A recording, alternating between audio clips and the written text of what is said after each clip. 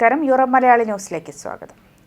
മകനെ ബാധിച്ച ഗുരുതര രോഗത്തിന്റെ ആഘാതം മനസ്സ് തകർത്തപ്പോൾ ആഡംബര അപ്പാർട്ട്മെന്റിന്റെ 36-ാം നിലയിൽ നിന്നും താഴേക്ക് ചാടി മരണം വരിച്ച് ഇന്ത്യൻ കുടുംബം. ഗുരുതരമായി രോഗം ബാധിച്ചിരുന്ന 9 വയസ്സുള്ള മകനെ മരണത്തിന് വിട്ടുകൊടുക്കാനായി ആശുപത്രിയിൽ നിന്നും ഡിസ്ചാർജ് ചെയ്ത് വീട്ടിലേക്ക് അയച്ചതിന് ശേഷമാണ് ദാരുണ സംഭവമെന്നാണ് റിപ്പോർട്ട്.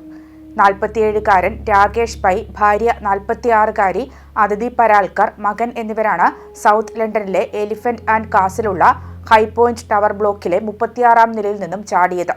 ഫിനാൻസ് സ്പെഷ്യലൈസേഷനുള്ള രാകേഷിനും കൺസ്ട്രക്ഷൻ മേഖലയിൽ സീനിയർ പദവികൾ വഹിച്ച അതിഥിയും കൺസൾട്ടന്റുമാരായാണ് ജോലി ചെയ്തിരുന്നത്. മകൻ സിദിന്റെ രോഗാവസ്ഥകൾ അമ്മ അതിഥിയെ വിഷാദത്തിലേക്കും മറ്റ് മാനസിക ആരോഗ്യ പ്രശ്നങ്ങളിലേക്കും തള്ളിവിട്ടിരുന്നുവെന്ന് സുഹൃത്തുക്കൾ വെളിപ്പെടുത്തി. UK-യിൽ ജനിച്ച സിദിന് സംസാരശേഷിയില്ലായിരുന്നു. കൂടാതെ മറ്റ് ഭാഗിക വൈകല്യങ്ങളും കിഡ്നി രോഗവും ബാധിച്ചിരുന്നു.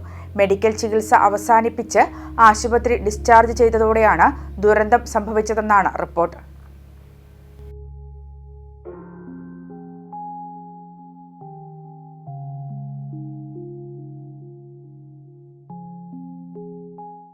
UK യൂണിവേഴ്സിറ്റിയിൽ പഠിക്കാനായി ചാടിയിറങ്ങുമ്പോൾ നല്ല വരുമാനമുള്ള മികച്ച ഭാവി ഉറപ്പെന്ന തോന്നലാണ് ഭൂരിഭാഗം വിദ്യാർത്ഥികൾക്കുമുള്ളത്.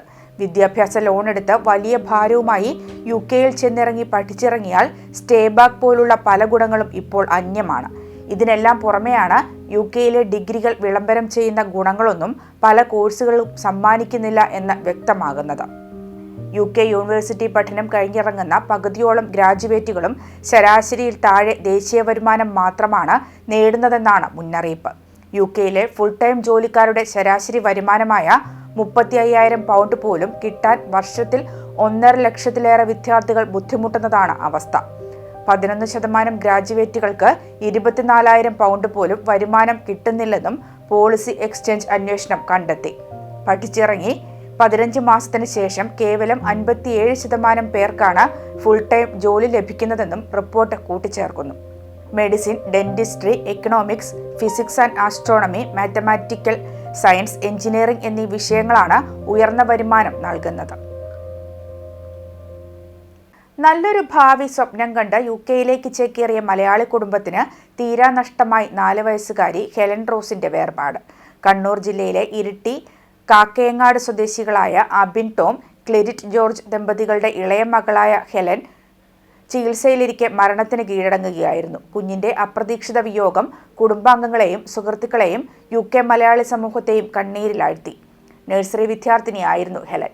3 വർഷം മുൻപ് സ്വകാര്യ നഴ്സിംഗ് ഹോമിൽ ജോലി ലഭിച്ചതിനെ തുടർന്നാണ് ഹെലന്റെ മാതാവ് ക്ലാരിറ്റ് UK-യിലെത്തിയത്. 6 മാസത്തിന് ശേഷം പിതാവ് അബിനും UK-യിലെത്തി. തുടർന്ന് 1 വർഷം മുൻപാണ് ഹെലനും 7 വയസ്സുകാരനായ മൂത്ത മകൻ ജുവാനും UK-യിലെത്തുന്നത്. കുടുംബം ഒരുമിച്ച് ജീവിതം സന്തോഷത്തോടെ മുന്നോട്ടു പോകുമ്പോഴാണ് അപ്രതീക്ഷിത വേർപാട്. കഴിഞ്ഞ ബുധനാഴ്ച രാത്രി കട്ടിലിൽ നിന്ന് താഴെ വീണതിനെ തുടർന്ന് ഹെലന് വ്യാഴാഴ്ച രാത്രി മുതൽ ശാരീരിക അസ്വസ്ഥതകൾ ഉണ്ടായിരുന്നു. പിന്നീട് ഭക്ഷണം കഴിച്ച ശേഷം ഛർദിയും മറ്റു ആരോഗ്യ പ്രശ്നങ്ങളും അനുഭവപ്പെട്ടതോടെ ഹെലനെ അടിയന്തരമായി നോർവിച്ചിലെ NHS യൂണിവേഴ്സിറ്റി ഹോസ്പിറ്റലിൽ എത്തിക്കുകയായിരുന്നു. തുടർന്ന് വിദഗ്ധ ചികിത്സയ്ക്കായി കേംബ്രിഡ്ജിലെ അഡൻബ്രൂക്സ് ആശുപത്രിയിൽ പ്രവേശിപ്പിച്ചു. ചികിത്സ തുടരുന്നതിനിടെ കഴിഞ്ഞ ദിവസം രാവിലെ 7 മണിയോടെയാണ് കുഞ്ഞ് മരണത്തിന് കീഴടങ്ങിയത്. തലയ്ക്കുള്ളിലുണ്ടായ രക്തസ്രാവമാണ് മരണകാരണമെന്നാണ് പ്രാഥമിക നിഗമനം. മറ്റെന്തെങ്കിലും ആരോഗ്യ പ്രശ്നം ഉണ്ടായിരുന്നിരിക്കാമെന്ന സാധ്യതയും ഡോക്ടർമാർ പരിശോധിക്കുന്നുണ്ട്. മെഡിക്കൽ പരിശോധനകളും അന്വേഷണ നടപടികളും പുരോഗമിക്കുകയാണ്. നിലവിൽ ഹെലൻ റോസിന്റെ മൃതദേഹം കേംബ്രിഡ്ജ് ആശുപത്രിയിൽ സൂക്ഷിച്ചിരിക്കുകയാണ്. നടപടികൾക്ക് ശേഷം മകളുടെ ഭൗതിക ശരീരം നാട്ടിലെത്തിച്ച് സംസ്കരിക്കാനാണ് മാതാപിതാക്കളുടെ ആഗ്രഹം.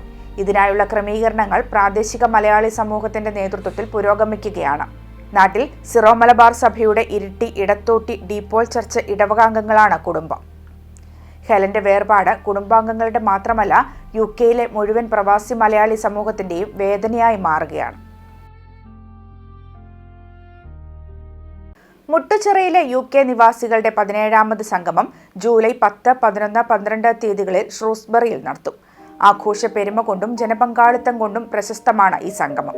മുട്ടുചിറയിലെ ഏകദേശം 180-ലധികം കുടുംബങ്ങൾ UK-യുടെ വിവിധ ഭാഗങ്ങളിലുണ്ട്.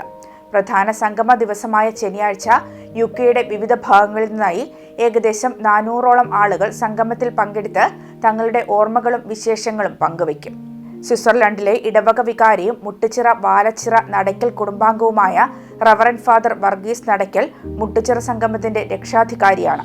എല്ലാ വർഷവും അദ്ദേഹം അർപ്പിക്കുന്ന വിശുദ്ധ കുർബാനയോടെയാണ് സംഗമ പരിപാടികൾ ആരംഭിക്കുന്നത്. ജോണി കണിവേലിൽ കൺവീനറായി ഡോണി കരോടൻ, ബിജു കരോടൻ, ഷാരോൺ പന്തല്ലൂർ, ഷെറിൻ പന്തല്ലൂർ, സിറിൽ മാഞ്ഞൂരൻ എന്നിവരുടെ നേതൃത്വത്തിലാണ് ഈ വർഷത്തെ സംഗമ പരിപാടികൾ അരങ്ങേറുന്നത്. ജൂലൈ 10 വെള്ളിയാഴ്ച ഉച്ചയ്ക്ക് 4 മണിയോടുകൂടി ആരംഭിക്കുന്ന സംഗമ പരിപാടികൾ 12 ഞായറാഴ്ചയാണ് അവസാനിക്കുന്നത്. വിവിധ തരം കലാകായിക പരിപാടികളും മത്സരങ്ങളും പരിപാടിയുടെ ഭാഗമാണ്. നാട്ടിലെ നിരവധി ചാരിറ്റി പ്രവർത്തനങ്ങളിൽ ഈ കൂട്ടായ്മയുടെ പങ്ക് എടുത്തു പറയേണ്ടതാണ്. സംഗമദിനമായ ജൂലൈ 11 ശനിയാഴ്ച മാത്രമായും പങ്കെടുത്ത് ഗൃഹാതുരമുണർത്തുന്ന പഴയകാല സ്മരണകൾ പങ്കുവയ്ക്കാം. പരിപാടിയിലേക്ക് എല്ലാ മുട്ടുചിറ നിവാസികളെയും സ്വാഗതം ചെയ്യുകയാണ് സംഘാടകർ.